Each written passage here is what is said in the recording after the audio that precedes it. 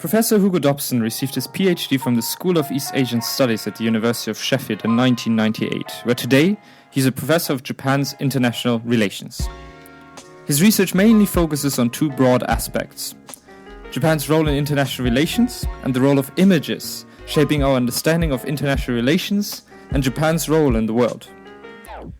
Before, he has worked as a research fellow in the International Center for Comparative Law and Politics at the University of Tokyo, and lectured in the International Relations of East Asia in the Department of Politics and International Relations at the University of Kent. He has been the recipient of several research grants and has been invited to teach and research at various institutions around the world, including the University of Tokyo, Hosei University in Tokyo, Zurich University and Charles University in Prague. Also, Professor Dobson is heavily involved in the Global Learning Opportunities in the Social Sciences, short GLOSS, program within the Faculty of Social Sciences of the University of Sheffield, which aims to promote student engagement in global learning and provide students with unique opportunities to understand their courses in an international context. Just recently, he returned from the G7 summit in Charlevoix, Canada, where he accompanied several student policy analysts. Today we are glad to welcome him here to Bento to talk about Japan's role at international summits such as the G7 or the G20.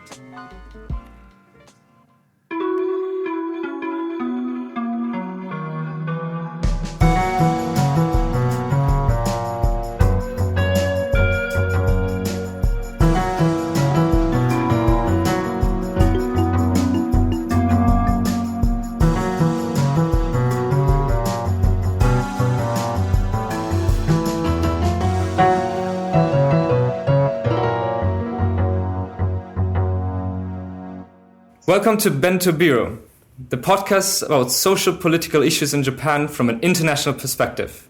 My name is Bastian Hart, and today I'm going to be your host. With me is Buzz. Hello. Hazel. Hello. And also Long in the background. But today we have a very special guest with us, who I would love to introduce, and I'm honored to have him here, Professor Hugo Dobson. Professor Dobson, thank you very much for joining us. Well, thank you very much for the invitation. I highly appreciate it. We would like to ask you a couple of questions about Japan's role at international summits, particularly focusing on the G20 and the G8/G7, which you have just joined last weekend.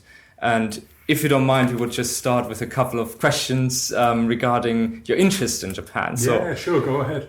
Fantastic. So I would like to know, how did you develop your interest in Japanese international relations? That's a very good question. And there's probably two answers to that. One answer is that I was influenced by my father, who was an artist, and he collected Japanese hanga. So when I was a small child, I'd be running around the house and we would have hanga hanging on the wall. Now, I think in Britain, often people just think that China is Asia. Whereas I sort of grew up with an idea that there was this place called Japan, as represented by these pictures. So I don't know how influential that was, but there was certainly that sort of thing going on in my head when I was growing up. The other reason I got interested in Japan is to do with sibling rivalry. So my brother is 6 years older than I am, and we were always very competitive growing up. Always competitive about school and grades and things like that. And eventually when I got to go to university, he got to go to Japan on a Ministry of Education scholarship. So he kept coming back from Japan with stories and photos and gadgets and gizmos, which were fascinating to me. And I was at university studying history and politics. So one year there was a optional module on Japanese politics. And I thought, well, why not take it? You know, it could be quite interesting. So my interest really grew from that. So, you know, it was a very random reason that I got interested in Japan. And slowly I got interested in doing a PhD, but I didn't have the Japanese language and realized that if you're going to do a PhD in the future, no one's going to take you seriously if you don't have the language under your belt. So I was lucky enough to get a scholarship through the Daiwa Anglo-Japanese Foundation.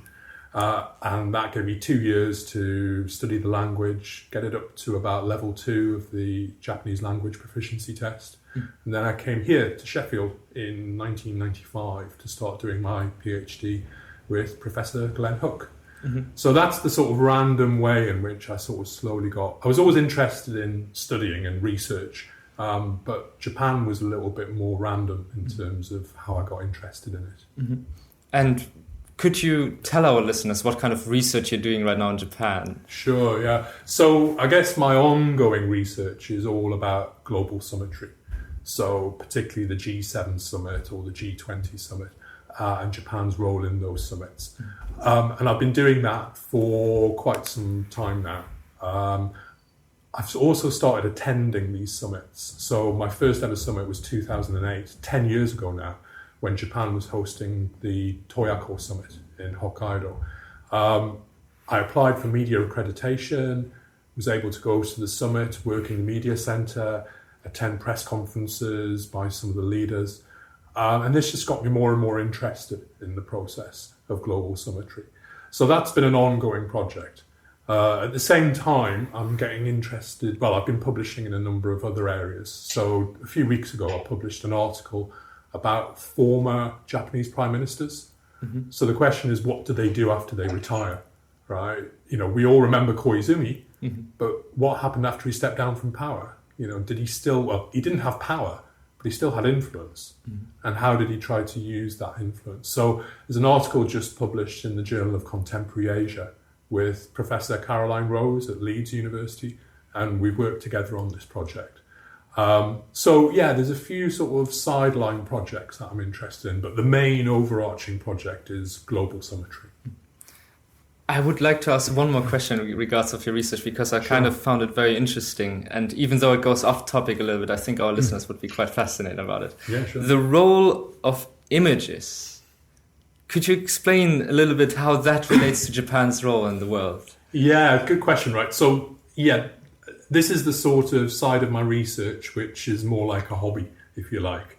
And it's taken a number of forms. So a number of years ago, I did a project about postage stamps, right? So a postage stamp is a political document, right? It's approved by a government. It goes through a process of negotiation.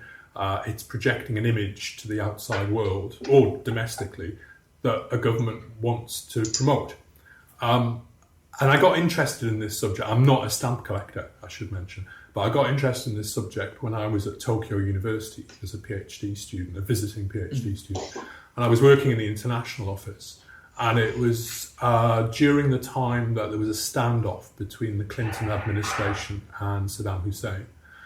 A letter came from Iraq, and the stamp on the letter had a picture of Saddam Hussein in a heart with "We love you, Saddam. We say yes, Saddam." And I just thought this was a very overt example of politics playing out on the face of a postage stamp. So this got me interested in, you know, what are the images that are chosen? Why are they chosen? So I looked at British postage stamps, my own country, and saw a whole range of politically motivated postage stamps. Then I started looking at Japan as well. And, you know, a number of interesting stories emerged behind the image that you might see on a postage stamp. So you consume this image without even thinking about it. And subliminally, there's a whole political narrative that you're consuming at the same time. So that's been one element of looking at images. The other element has been a project which hasn't quite got off the ground yet, but goes back to my interest in global summitry. And that's to do with logos. So if you look at all these G7, G8 summits, you know, they've all got logos attached to them. Now, why does an international forum like the G7 or the G20, or even a more institutionalized body like the World Bank or the IMF or the UN, why do they need logos? What are they trying to brand? What are they trying to sell? What are they trying to market? So it's looking at these logos and trying to deconstruct the image to sort of see what are the elements within the image, how do they use text alongside symbols, and what kind of image are they trying to promote to the outside world. As I say, that's a project that's been going on for quite some time and I've just not had the time to really get to grips with it. So this is like my hobby kind of research when I'm not looking at global summits. So before we proceed with any further details, thank you, Professor, for the lovely introduction. Just to familiarize our listeners, could you explain what are international summits such as the G7 and G20, and what is the role of international summit in the global scene today? Okay, thanks for that, Hazel. So probably the best way of answering that question is to look back at when the G7 summits began in 1975. At that time, the leading economies of the world were facing a number of crises. There was the oil shock that happened in the early 70s. There were a whole number of macroeconomic issues that needed to be dealt with. And the leaders of the major economies at that time felt that they needed a new kind of forum to try and come to collective decisions to deal with these problems. So they decided that they were going to have an informal summit. It was going to be getting the leaders of the right countries round the table to have an informal chat. So it's like the idea of having a fireside chat. Leaders no record would be made of the meeting. Leaders would just be talking to each other very frankly, and they would come to some kind of consensus at the end of the meeting. Now, it was meant to be a one-off in 1975 when a G6 met, but they actually found the forum to be really useful. So they replicated it the following year, and then it slowly grew organically. It grew to include other issues, political issues, as well as economic issues. It grew in membership, so Canada joined, the EU joined, eventually Russia joined in 1998. But the main thing has been that it's an informal gathering of like-minded leaders. Now, the next important date to keep in mind is 2008, because 2008 was the year that the global financial crisis hit, and everybody criticised the G8, as it was then, for not responding to the crisis appropriately. And the proposal, which had been on the table for some time, was to upgrade the G8 to a G20, to expand the membership to include developing countries. So that's where China got involved. That's where India, all the BRICS countries got invited to an expanded G20 summit. So since 2008, you've had a G7 and you've had a G20 running in tandem with each other. But the G20 is very similar to the G7. It's an informal gathering. It has no legal right to exist. It has no formal headquarters, no organisation, no flag. It's not like the United Nations, which has some weight behind its decisions. These are informal gatherings where leaders can still come to some kind of consensus on an issue. So the role is very much, I've described it in the past as plate spinning. These summits are there to sort of keep the more formal mechanisms of global governance functioning, whether it's the IMF or the World Bank or the World Trade Organization or the UN. They're not there to do the job for these organizations. They're just there to keep the conversation going and ensure that issues are being dealt with in an appropriate way.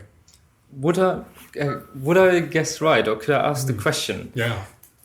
Since this international summit is in order to find an international consent under the 7/8 members of the summit, does it actually matter? Because America now decided to literally withdraw their signature from the communique, which was published after the summit. Sure.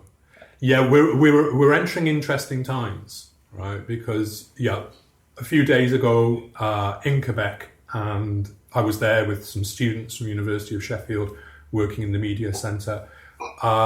We sat there and listened to Justin Trudeau's press conference, and our immediate reaction was relief that the G7 had agreed on a communique.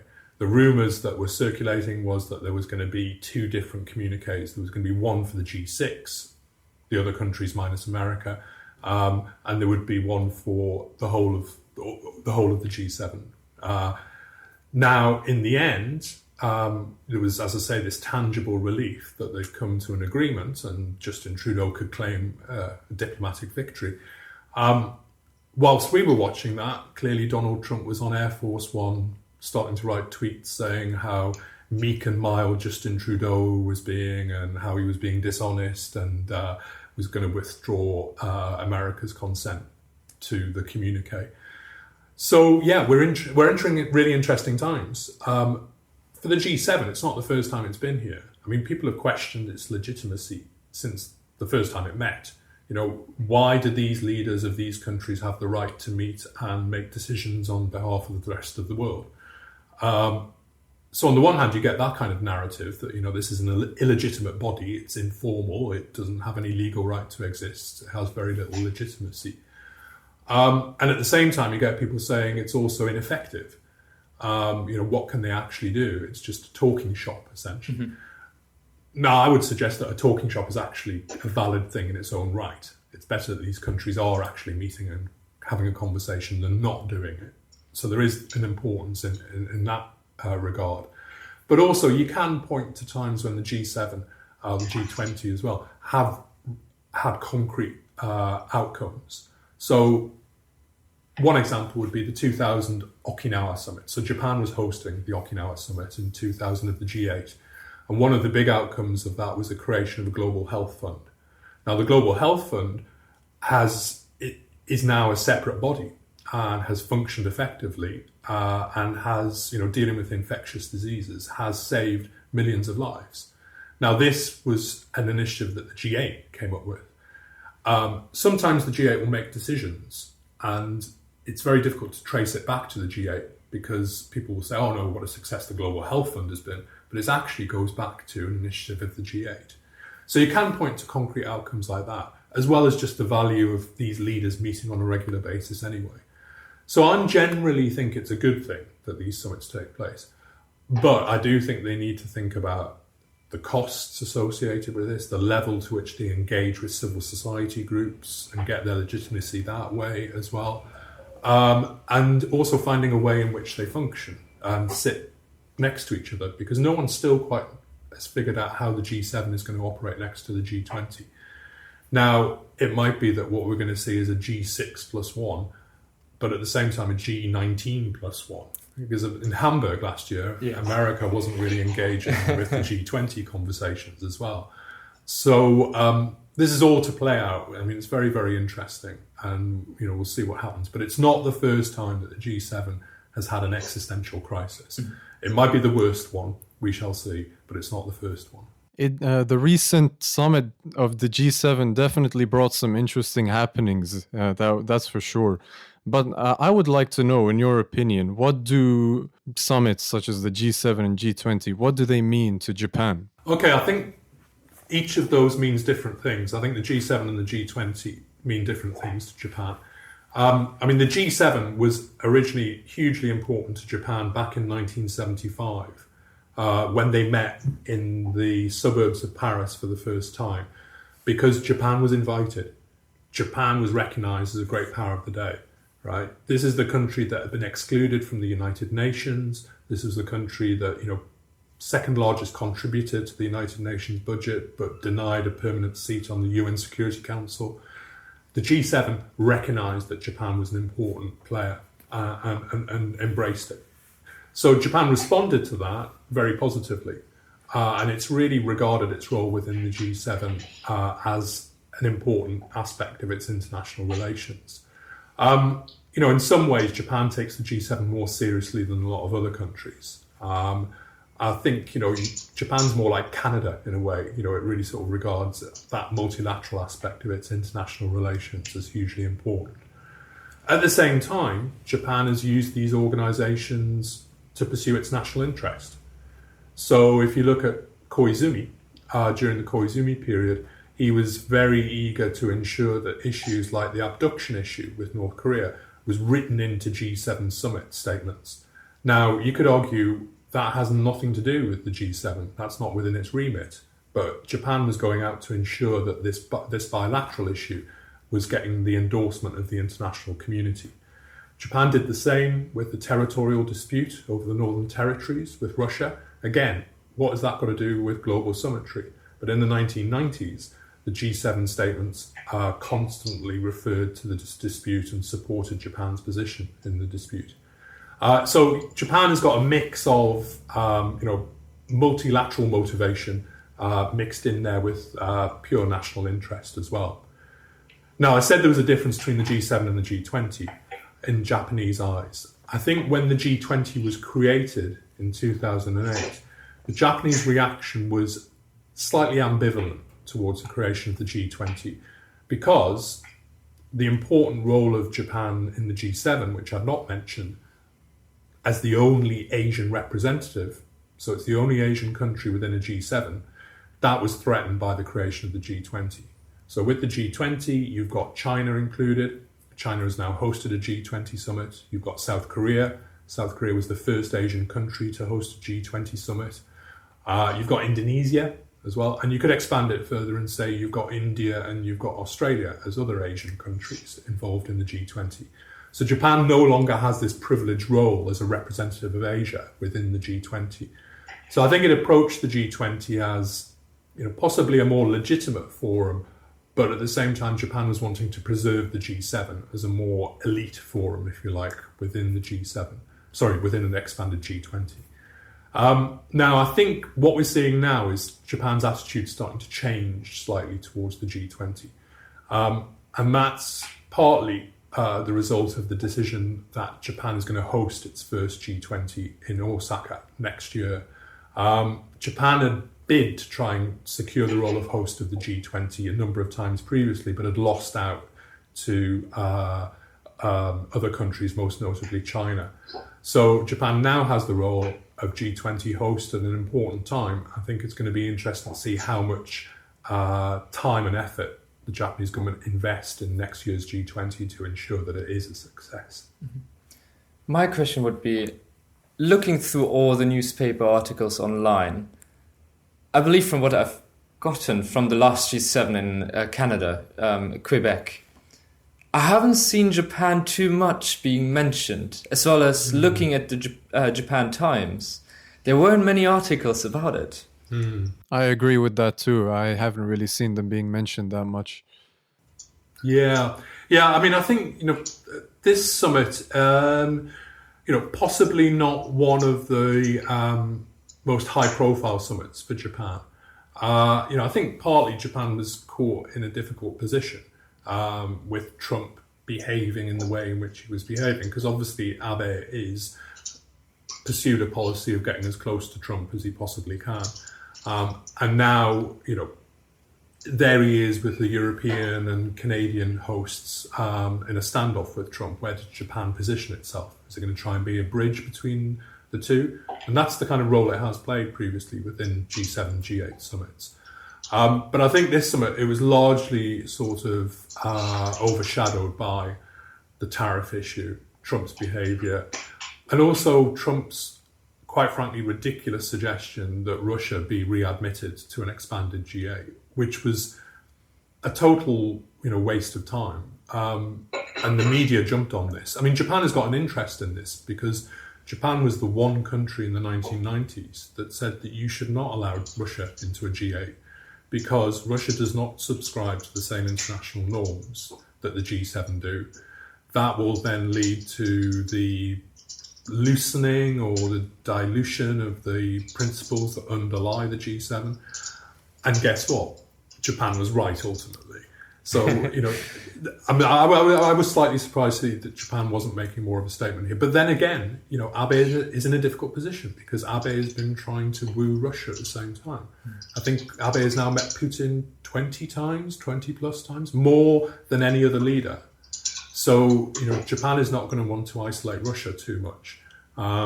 So I think, Abe found himself in a difficult position, and possibly the voice was lost. The independent voice of Japan was lost in this process. So with what kind of goals did Japan go to this G7 summit in the first place? I remember it's often been said in the past that Japan's gone to the G7 with the goal of just getting through it. And you could sort of say there was partly that going on here, especially because the original agenda was thrown off course. Now, the original agenda that the Canadian host stressed was very focused on gender. And, you could make an argument that Abe, with Abenomics and womenomics and, the important role, the empowerment of women, at least publicly, at least in terms of rhetoric, that has an important role for the Abe administration. So there was a clear opportunity for Abe to tap into the themes of the G7 summit.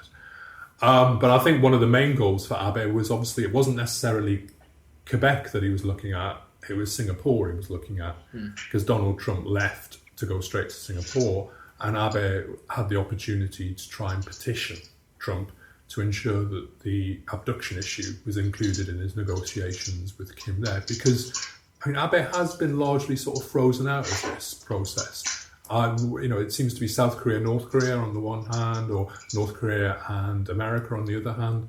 And Abe is sort of trying to catch up a little bit here. And his avenue into the discussions was really Trump. So I think, they were the main objectives for Japan at the summit.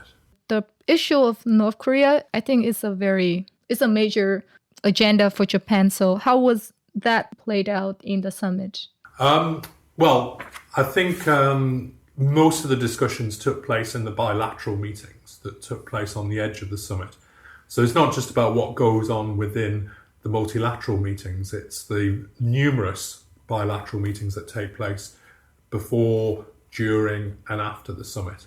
And I think the meeting that took place between Abe and Trump just before the summit, and after that they headed to Quebec, was the opportunity for Abe to try and petition Trump and ensure that Japan's voice was included within Trump's discussions in Singapore.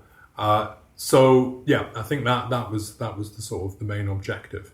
I would jump back now, but my question would be toward that gender topic. So the theme of advancing gender equality and women's empowerment stretched throughout the whole conference. Sure. But Japan ranks 114th on gender equality, 114th as well on the economic participation of women, and 123rd in political environment, which actually empowers women, making the country where women are the least likely to be thriving. How can Japan go through such summit by trying just to get through it if it actually has the responsibility to improve these numbers? No, absolutely. I think that's the role that the summit can play in encouraging the Japanese government to pursue this agenda seriously. If you're going to be getting a leader like Justin Trudeau, who's setting very high standards for fellow summit leaders to pursue, then that's going to place a considerable amount of pressure on Japan to improve its situation. Now, the unfortunate thing at the summit was that narrative, the story that the Canadians were trying to create around gender and women's empowerment and the education of girls was largely sidelined. What we had come out of the summit was almost $4 billion committed to the education of girls in conflict areas in poor countries, which is a considerable commitment. And this is new money. This is countries of the world minus America coming together to pursue a particular agenda. And this is where the G7, G8 often works really well in terms of a global fundraiser for an initiative like this. Now, that largely got ignored because everybody was talking about Trump, tariffs and Russia, which were not on the agenda for this summit. But yeah, Japan will find itself in a position where it's going to be held to account by other summit leaders. And that's another role that the G7 can play. Abe has to go back to the summit the following year, face the same leaders, say what Japan has done in the intervening time. There are a number of organisations and mechanisms out there that are measuring these commitments to see whether G7 leaders are actually being held accountable. Civil society groups, think tanks and so on do a lot of work to try and hold governments accountable to the commitments they make at these summits. So, yeah, it's going to be difficult for any leader who doesn't live up to the standards that the G7 is trying to set for itself to justify their position. But it shows how this mechanism can hopefully encourage everybody to move forward together. And then looking forward now with Japan rather being tentative about the idea that there's going to be a G2 perhaps between the US and China. How would Japan's perspective on that be? How would it react to such decision if the G2 would actually happen in the future? I mean, a G2 is not going to happen, let's face it. It may be happening informally or it may be happening behind the scenes, but, we're never going to have a G2 in reality. I think for Japan, as I say, the challenge is going to be surrounding next year's Osaka G20. Japan is going to want to ensure that it is a successful summit. If you look at the history of Japan hosting G7, G8 summits, it's always tried to go out and ensure that the summit is a success, that it has some tangible outcome.